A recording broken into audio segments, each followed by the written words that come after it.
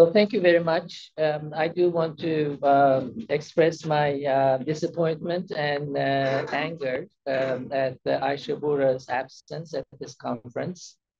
I hope there will be many more occasions for all of us to be with her and with Osman and discuss these very important issues.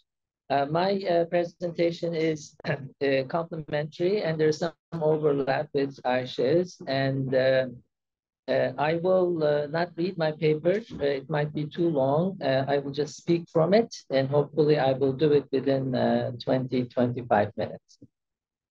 I will start by reading Mustafa Kemal's statement on March 1922. On the occasion was the opening of the third session of the Turkish General National Assembly.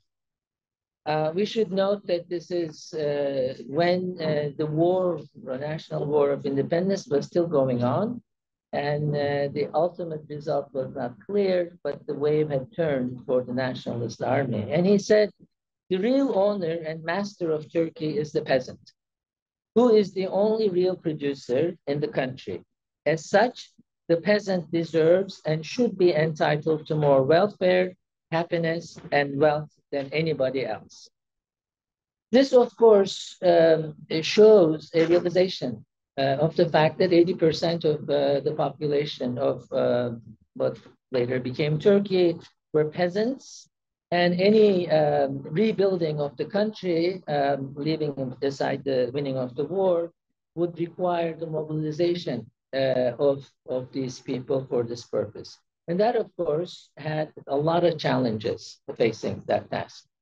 I will talk about these challenges, and I see them in two parts. A group was inherited from the Ottoman Empire, and the other had to do with the destructive wars that the late empire had to fight, and of course was followed by the National War of Independence.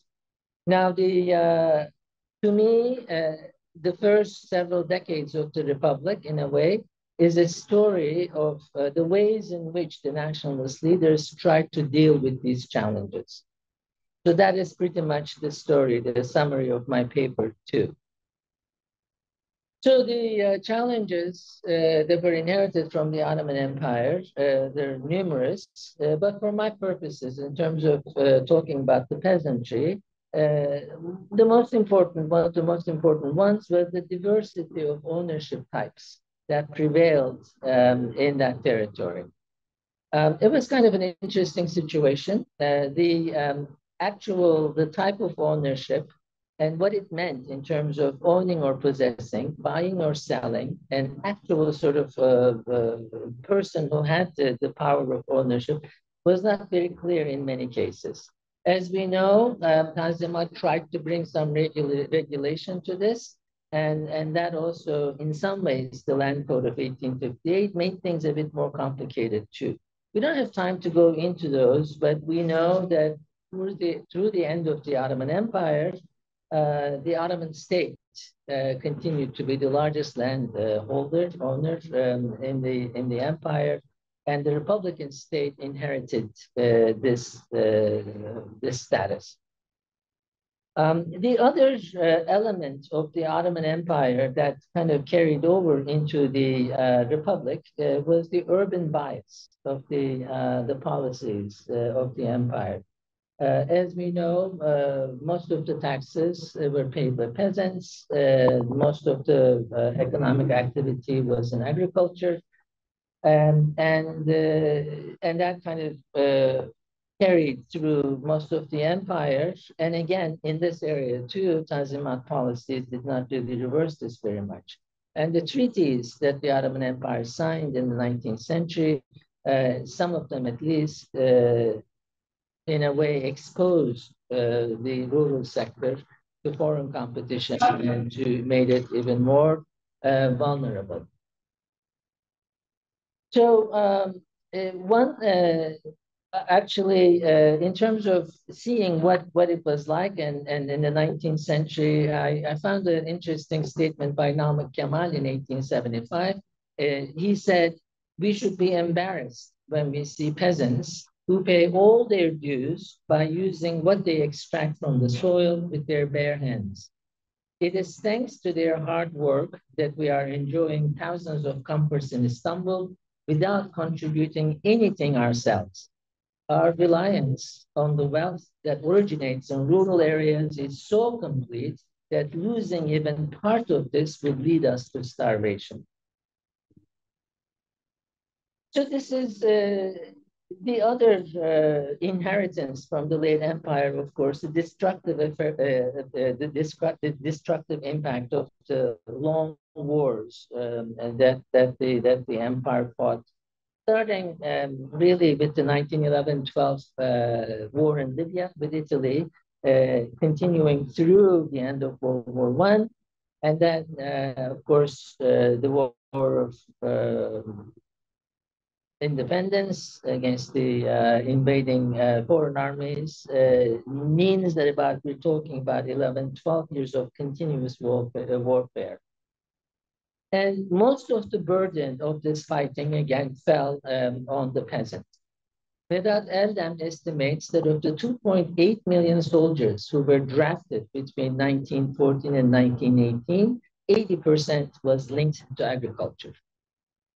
And the Ottoman soldiers were among the least prepared soldiers of the Great War. So, which meant, of course, the casualty rates were very high.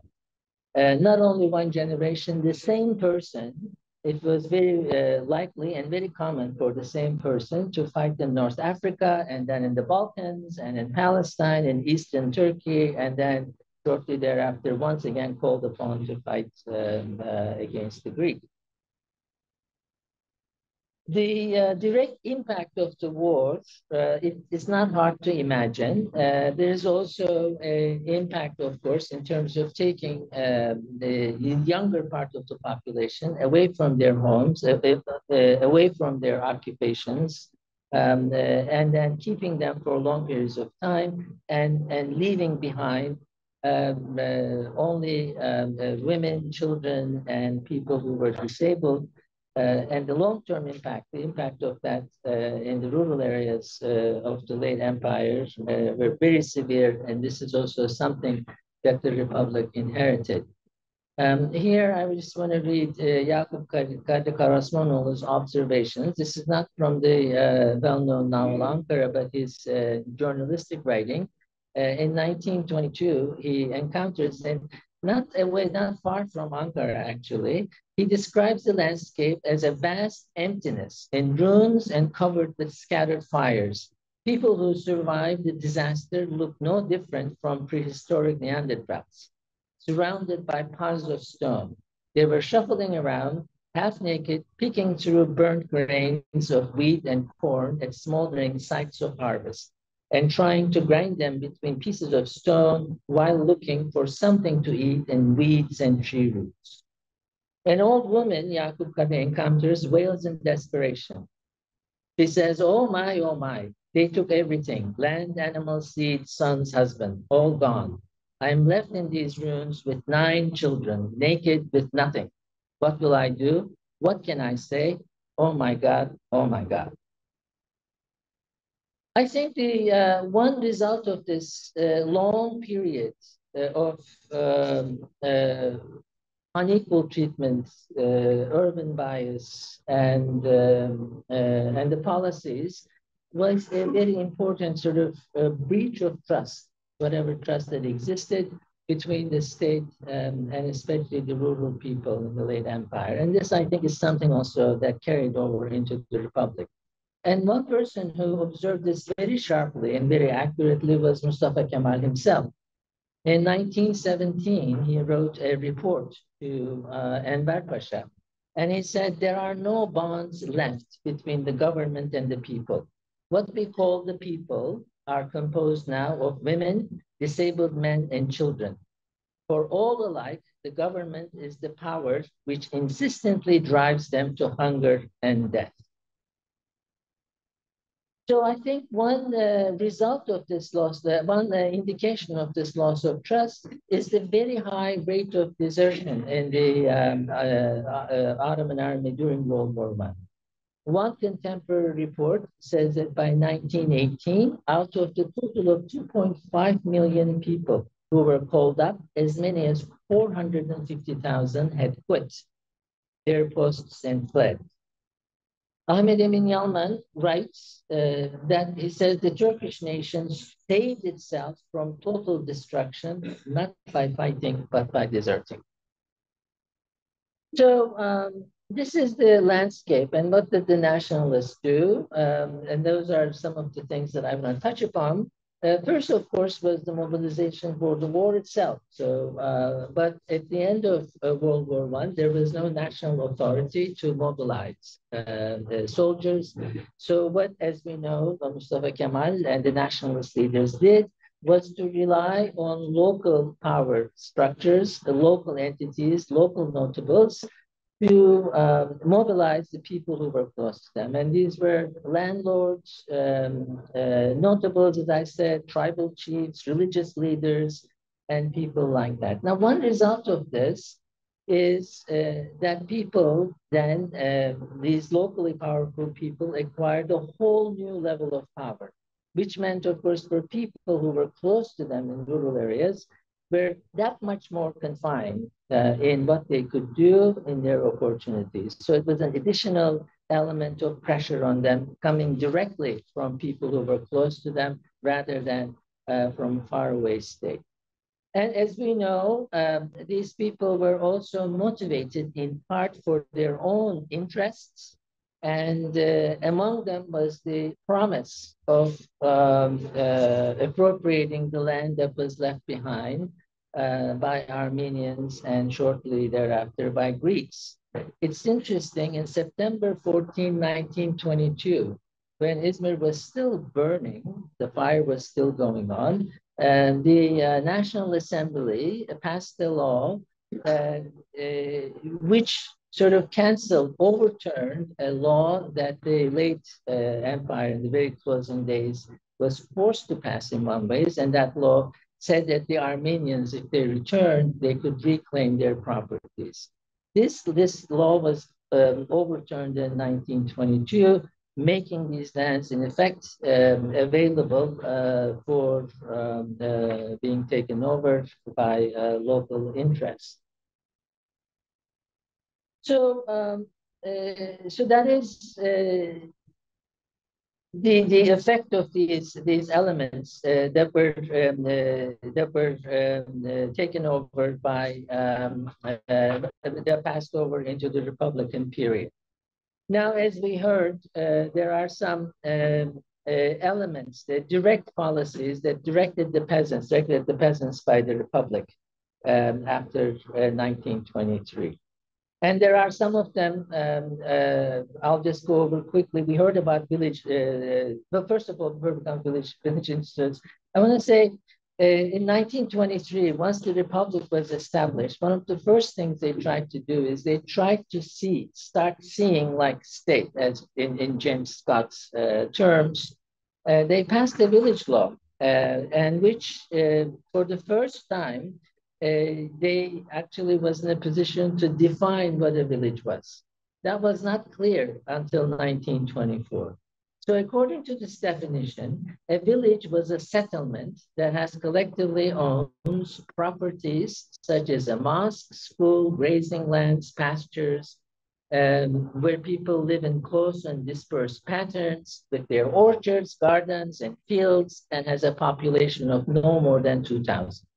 There is no lower level to this population number. So it is interesting that there were some villages that were registered as such with a single household. And especially in places in Eastern Turkey and formerly Armenian villages.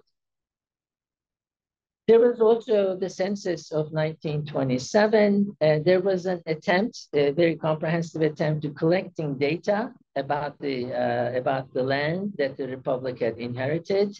A map drawing, which we saw some examples of yesterday. So there was this attempt, as I said, just to see the place as what it was and all its characteristics. And there was also, and this is an effort that went on for a while, for a long time, to encourage cultivation, because it was seen that one of the ways in which the new republic would survive was by producing more. And how to do that, there are a number of things that they tried to do. For example, there was a fairly comprehensive effort in sedentarizing tribes, but also settling the immigrants, the people who were exchanged coming from Greece, uh, but also people who used to be pastoral nomads and people like that. And there was laws that were passed in 1924 and 1936. These did have wide-ranging consequences, but in terms of property ownership, these also added another element of complexity because it wasn't really clear for these people who were settled in these lands what exactly the status of their ownership was. Oftentimes, what they had was right to farm and possession and small holdings, etc. But ultimate ownership was left somewhat unclear, which of course put these people at the mercy of the state and state agencies. Another effort to encourage cultivation was the abolishment of the land tax, ashar. And this by itself appears like a positive step in kind of giving some relief to peasants, but in reality, this is also interpreted as a gift to people who supported the national effort because it was only people, the large landlords, had some clear ownership and they benefited from this abolishment, whereas peasants themselves were still forced to pay all kinds of taxes and fees, including most severe one was the road tax, because if they didn't pay that, then they had to work unpaid labor, perform unpaid labor in construction of roads. So these are efforts, and as I said, those continues through the early part of the Republic. The policies, attempts to increase cultivation. And I also see this policy of kind of re-strengthening the idea of a Muslim Turkish nation as an effort to build the trust, which I mentioned that had been broken in the late empires and transitioning into the republic. And this was the whole idea, the emphasis of creating this new sense of belonging. And this is known very, very well. And we'll see more examples of that, I think, later. But it is also known that this left Kurds out of this picture. In response, starting immediately after the establishment of the Republic and continuing into the 1930s, the Kurdish rebellions, such as the Sheikh Said, Ararat, Dersim, and others, severely tested the viability of the new nation state. And as we know, the Republican state reacted to the Kurdish resistance with uncompromising ferocity. A large chunk of the East was placed under martial law in 1925. Of the 18 military engagements Turkey was involved between 1924 and 1938, all but one took place in the majority Kurdish provinces. Now, what this means, of course, is that having already gone through World War I and all the destruction that it entailed, eastern provinces of Turkey had to face 15 additional years of conflict after 1923. And one of the reasons why eastern provinces emerged as the poorest part of Turkey into the republic and continued like that for a very long time, I think had to do with this very difficult transition that they experienced. Now, that comes 1929 is an important turning point in the story.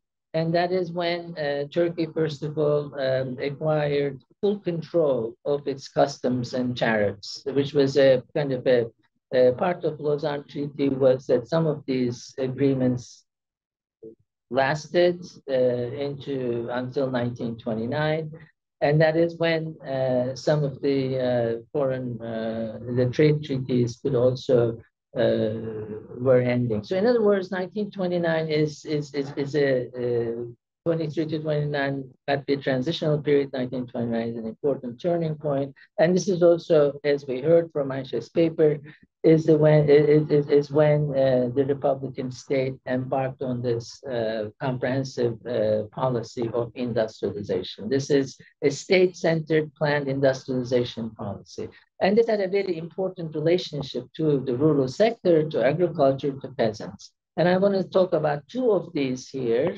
And there's also the others that we heard from Aisha, but from my perspective, the two that were especially significant are, one of them, of course, is the producing raw materials for the industries that were being especially encouraged, like sugar or cotton, etc. And these raw materials were produced by a rural sector. But one policy of the industrialization was to keep the prices of these raw materials low. And also the other part of this policy at the same time was to make foodstuff available at low prices for the nation. This, of course, meant that for the peasants, for people having access to cheap food is good. For industry, having cheap raw materials was good, but that meant that the people who were producing these were receiving less than the market value, which sort of they were participating, but they were participating in a way where they were once again carrying the burden, a major important burden of this industrialization. There are other problems with this relationship. The agricultural sector had very limited source of credit. Most of the money that was lent came from private lenders who charged very high interest rates, sometimes more than 100%. And sometimes the lenders were the very large landlords who used credit as a way of expanding their control and properties. There was the agricultural bank, which was ostensibly set up to extend credit to farmers at manageable rates, but the agricultural bank directed up to 80% of its lending to commercial loans in the 1930s. It was not unusual for wealthy merchants to borrow from the agricultural bank and turn around and lend it to the peasants. So this is kind of the scene in a way that was already vulnerable, and in a way became somewhat more vulnerable. And in effect, the peasants remained poor, and they were subservient to these big goals and didn't benefit. Now, there is, I have to say, that there were periodic increases in agricultural production. So this is not all the policies were not in vain in that sense. And especially in the 1930s, there is a period when agricultural production did increase.